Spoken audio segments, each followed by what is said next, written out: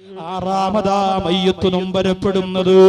ഇന്ന് വരെ നീ നിരുത്സാഹപ്പെടുത്തി കണ്ടുകൊണ്ടിരുന്ന പള്ളിയുടെ പുറകുഭാഗത്ത് വലകെട്ടിയിട്ടിരുന്ന പൊടിയും പടലവുമായി മൂടിയിട്ടിരുന്ന സന്തൂക്കില്ലേ, തുടച്ചുകൊണ്ട് വീടിന്റെ മുമ്പ് കൊണ്ടുവച്ചപ്പോ ആ സന്തൂക്കിനകത്തേക്ക് നിന്റെ മയ്യത്തിനെ എടുത്തു വെക്കുമ്പോൾ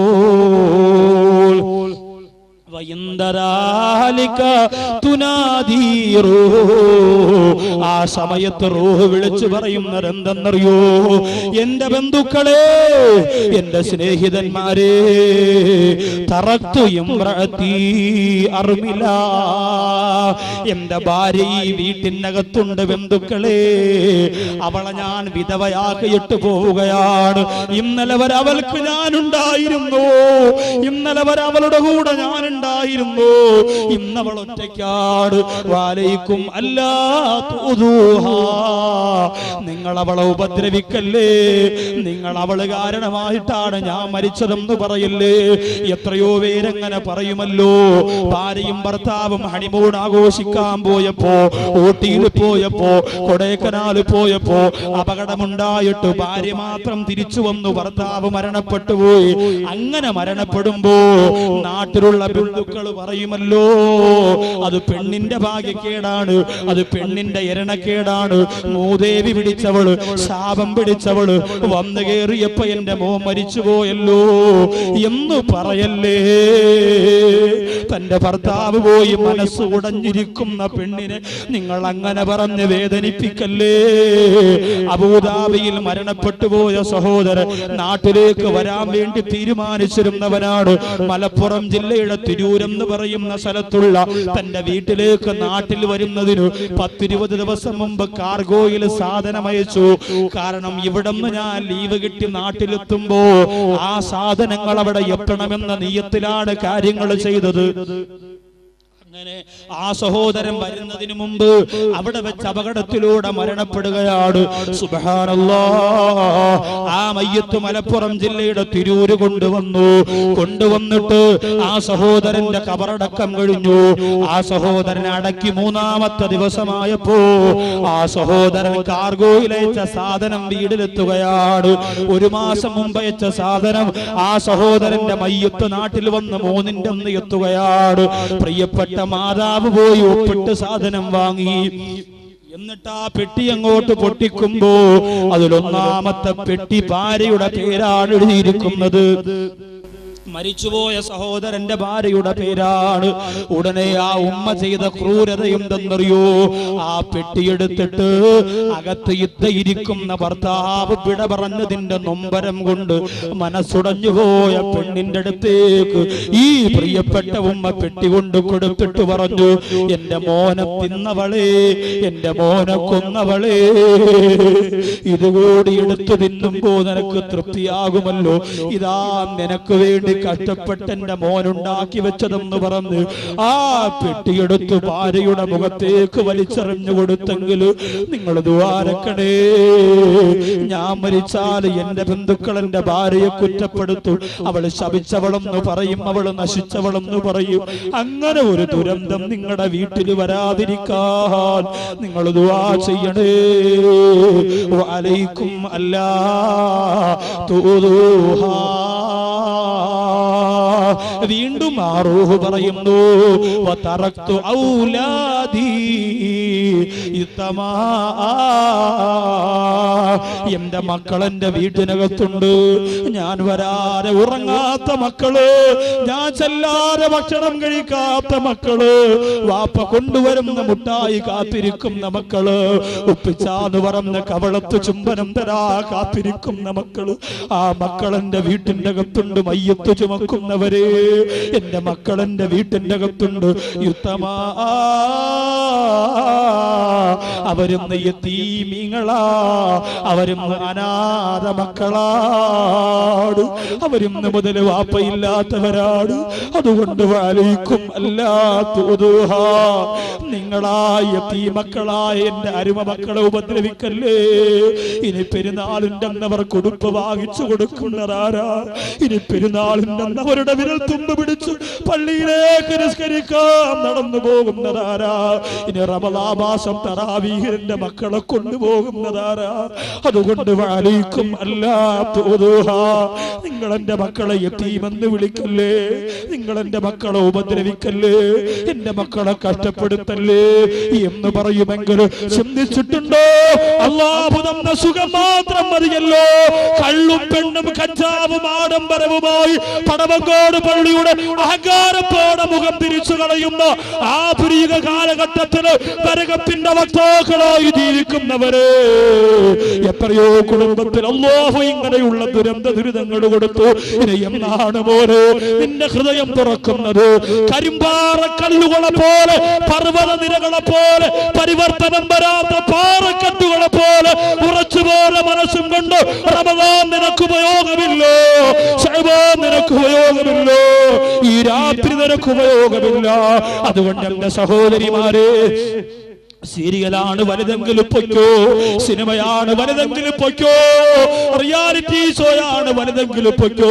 അവര് കരഞ്ഞാലും ചിരിച്ചാലും അഭിനയിച്ചാലും അവരതിനുള്ള ശമ്പളം വാങ്ങി സുഖത്തോടെ ജീവിക്കുമ്പോ ആഹ്റവും ദുനിയാവും നഷ്ടപ്പെട്ട മൂരാച്ചികളായി മാറിപ്പോകല്ലേ ഉമ്മ. എത്ര കൊല്ലം കൊണ്ട് പറയുന്ന പെങ്ങള്, എത്ര നാളുകൊണ്ട് പറയുന്ന പെങ്ങള്, ഇനിയെങ്കിലും പരിവർത്തനത്തിന്റെ രാത്രിയായി ഇതിനെ സ്വീകരിച്ചുകൊണ്ട് നിന്റെ മനോമുഖരത്തെ നശിപ്പിക്കാൻ വേണ്ടി കാത്തിരിക്കുന്ന പിശാചിനെ പുറം കാലുകൊണ്ട് വലിച്ചെറിഞ്ഞിട്ടോ അല്ലാഹുവിന്റെ പരിശുദ്ധ മുസല്ലകളെടുത്ത് പൊട്ടിക്കരഞ്ഞോ എന്റെ പടവങ്കോട്ടത്തെ പെങ്ങള്. ഏഴാമത് റൂഹ് പറയുന്നതെന്തെന്നറിയോ? ആ സന്തോക്ക് പള്ളിപ്പറമ്പിലേക്ക് കൊണ്ടുപോകുന്ന രംഗത്തെ കുറിച്ച് ചിന്തിച്ചിട്ടുണ്ടോ? നടക്കുന്നവർക്ക് ധൃതിയാണ്, ചുമക്കുന്നവർക്ക് ധൃതിയാണ്, പക്ഷേ ആ സന്തോക്കിൽ കിടക്കുന്നവന്റെ രംഗം നിങ്ങൾ ചിന്തിച്ചിട്ടുണ്ടോ? എത്രയോ കൂട്ടുകാരെ കൊണ്ടുപോയി അടക്കിയില്ലേ, എത്രയോ പിഞ്ചു മക്കൾക്ക് വേണ്ടി കൊച്ചു കബർ വെട്ടിയില്ലേ. അല്ലാഹു ദുരിതങ്ങളെ തൊട്ട് സാക്ഷിയാകുന്നതിനെ തൊട്ട് റഹ്മാനായ റബ്ബ് കാത്തിരക്ഷിക്കട്ടെ. വാഹനം വെട്ടിപ്പൊളിച്ചിട്ട് കൈകാല് വലിച്ചൂരിയെടുക്കുന്നില്ലേ, വാഹനങ്ങൾ വെട്ടിപ്പൊളിച്ചിട്ട് അതിന്റെ അകത്ത് തലയറ്റ് കിടക്കുന്നവര്, കാലറ്റ് കിടക്കുന്നവര്, നെഞ്ചിലേക്ക് വാഹനത്തിന്റെ ഇരുമ്പ് കമ്പി തുളച്ചു കയറിയവര്, അല്ലാഹുവേ എത്ര ദുരന്തമാണ്. ടൂ വീലറിന്റെ മുകളിൽ കയറിയിരുന്നിട്ട് മൊബൈലിന്റെ ഹെഡ്സെറ്റ് ചെവിയിൽ വെച്ചിട്ട് ഹോം തിയേറ്ററിലൂടെ എന്റെ പ്രിയപ്പെട്ടവരെ വീട്ടിന്റെ കത്ത് FM ആസ്വദിക്കുന്ന പോലെ വാഹനത്തിന്റെ കത്ത് ക്ലബ് FM SFM എല്ലാം കേട്ടുകൊണ്ട് ആനന്ദ നൃത്തം ചവിട്ടുകെട്ട് റോഡിലൂടെ ബൈക്കോടിച്ച് പരക്കം പായുന്ന ചെറുപ്പക്കാരാ, ദുനിയാവ് മതിയോ മോനെ നിനക്ക്? ദുനിയാവ് മതിയോ? അല്ലാഹുവിന്റെ റസൂൽ പറഞ്ഞതെന്തെന്നറിയോ? ദുനിയാവ് ചത്തുപോയ നായയുടെ ശവത്തേക്കാൾ വൃത്തികെട്ടതാണ് യുവത്വമേ. അതുകൊണ്ട് സ്നേഹം നീ ഒരുപാട് കൊടുക്കേണ്ടത് ദുനിയാവിനല്ല, ആഖിറത്തിനാണ്. അത് മറക്കല്ലേ, മറക്കല്ലേ. ഏഴാമത് റൂഹ് നൊമ്പരപ്പെടുന്നത് എന്തെന്നറിയോ? ആ മയ്യത്ത് ചുമക്കുന്നവരോട്, ആ മയ്യത്തിന്റെ കൂടെ വരുന്നവരോട് ആ റൂഹ് പറയുന്നു, ലാ തൽഅബന്ന ബികുമുദ് ദുനിയാ കമാ യൽഅബനി. എന്ന ദുനിയാവ് തട്ടിക്കളിച്ചതുപോലെ നിങ്ങൾ ദുനിയാവിന് നിന്നു കൊടുക്കല്ലേ. എന്നെ ദുനിയാവ് നശിപ്പിച്ചു. പടവങ്കോട് പള്ളിയുടെ മുറ്റത്തിരുന്ന നൗസാദ് ബാക്കവി വാത് പറഞ്ഞപ്പോ അന്ന് രാത്രി ഞാൻ തീരുമാനിച്ചതാ, ഇനി കള്ളു കുടിക്കൂല, ഇനി വ്യഭിചരിക്കൂല, ഇനി സീരിയൽ കാണൂല എന്ന് അന്ന് രാത്രി തീരുമാനിച്ചതാണ്. പക്ഷേ പ്രസംഗത്തിന്റെ മുഴക്കമെല്ലാം കഴിഞ്ഞു വീട്ടിലേക്ക് ചെന്ന് അന്നത്തെ രാത്രി പുലർന്ന വന്നപ്പോ എന്റെ മനസ്സിലുള്ള ഈമാ മുഴുവനും എന്റെ ദുനിയാവ് കൊണ്ടുപോയി കേട്ടോ. അങ്ങനെ വീണ്ടും ഞാൻ കള്ളു കുടിച്ചു. കൂട്ടുകാരെങ്കിൽ വീട് വന്നപ്പോ വീണ്ടും ഞാൻ കള്ളു കുടിച്ചു. കൂട്ടുകാരന്റെ കല്യാണ തലേന്ന് എനിക്ക് കുടിക്കേണ്ടി വന്നു.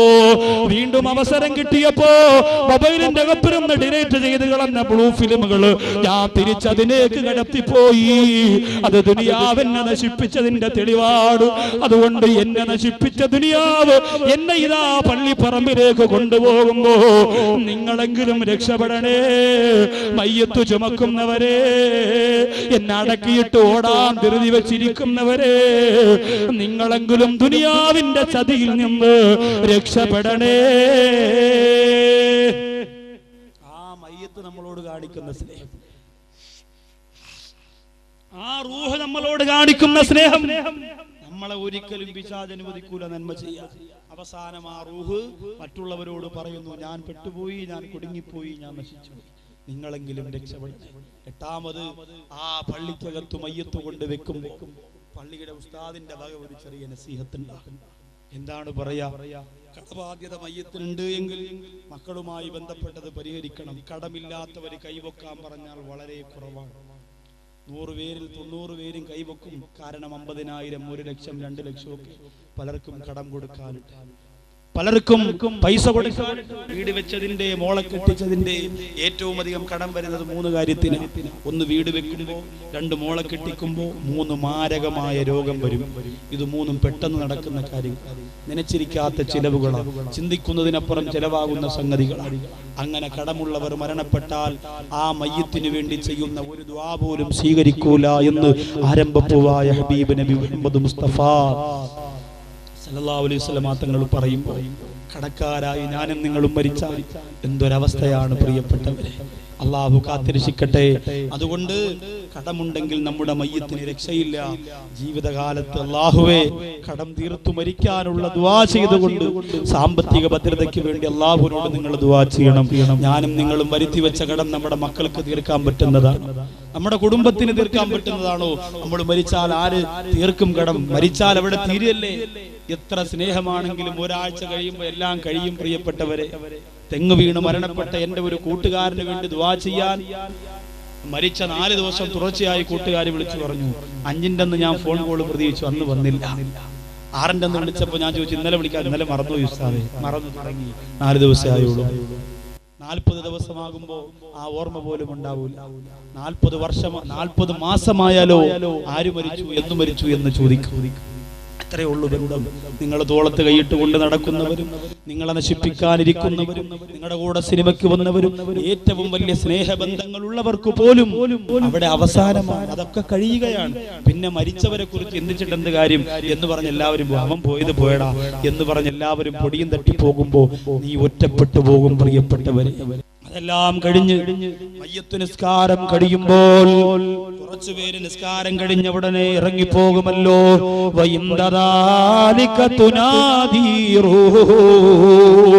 നിസ്കാരം കഴിഞ്ഞ് ഇറങ്ങിപ്പോകുന്നവരെ നോക്കിയിട്ട് ആ റൂഹ് പറയുന്നു, എവിടെയാണ് നിങ്ങൾ ഇറങ്ങി ഓടുന്നത്?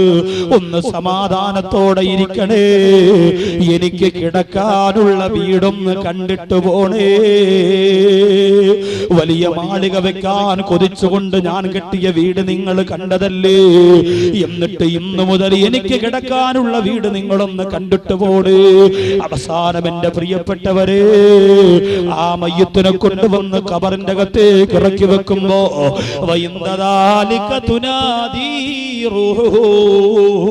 ആ മയ്യത്തിനെ ഇറക്കി വെച്ചിട്ട് ആ മയ്യത്തിനെ പലക നിരത്തുമ്പോ ആ റൂഹ് വിളിച്ചു പറയുന്നു, എന്നെ നിങ്ങൾ മറക്കല്ലേ, ഞാൻ സമ്പാദിച്ചത് മുഴുവനും ദുനിയാവിലാണ്, ഞാൻ വെച്ച വീട് ദുനിയാവിലാണ്, ഞാൻ വളർത്തിയ മക്കള് ഭൂമിയുടെ തൊലിക്ക് പുറത്താണ്, ഞാൻ ഭൂമിയുടെ അകത്താണ്. അതുകൊണ്ട് എന്നെ നിങ്ങൾ മറക്കല്ലേ. വല്ലപ്പോഴും എന്റെ ഖബറിന്റെ ചാര നിങ്ങൾ വരണേ. 10ാമത് നമ്മുടെ റൂഹ് പറയുന്നത് മണ്ണ് വാരിയിടുന്ന സമയത്താണ്. ലാ തൻസാനി അൻദുആയിക്കു, മണ്ണ് വാരിയിടുന്നവരെ എനിക്ക് വേണ്ടി ദുആ ചെയ്യാം നിങ്ങൾ മറക്കല്ലേ, എനിക്ക് വേണ്ടി ദുആ ചെയ്യാൻ മറക്കല്ലേ. ആകെ പ്രതീക്ഷ ദുആയാണ്, അതെങ്കിലും ചെയ്യണേ. ഇന്ന് മരിച്ചവർക്ക് ദുആ ചെയ്യണ്ടെന്ന് പറയുന്ന മക്കള് പടവങ്കോട് വളർന്നു വരാൻ പോവാണ്. നിങ്ങൾക്ക് ദീൻ വേണ്ടെങ്കിൽ അങ്ങനെ തന്നെ വരും പ്രിയപ്പെട്ടവരെ. നിങ്ങൾക്ക് ഹദ്ദാദ് റാത്തീബ് വേണ്ടെങ്കിൽ, നിങ്ങൾക്ക് സലാത്ത് വേണ്ടെങ്കിൽ, നിങ്ങൾക്ക് ദിക്ർ വേണ്ടെങ്കിൽ, നിങ്ങൾക്ക് ജമാഅത്ത് നിസ്കാരം വേണ്ടെങ്കിൽ, അതേ ഒരു വിഭാഗം പിശാചിന്റെ വക്താക്കൾ വരാൻ പോവുകയാ. മാതാപിതാക്കൾ മരിച്ചാൽ അവർക്ക് വേണ്ടി ദുആ ചെയ്യണ്ട. അങ്ങനെയുള്ള മക്കൾ പടവങ്കോട് ലൈസൻസ് ഇല്ലാതെ വളർന്നു വന്നാൽ എത്രയോ മയ്യത്തുകളെ പടവങ്കോട് പള്ളിയുടെ ഖബർസ്ഥാനിൽ മൃഗത്തെ കൊണ്ടുവന്ന് കുഴിച്ചിടുന്ന പോലെ കുഴിച്ചിടും.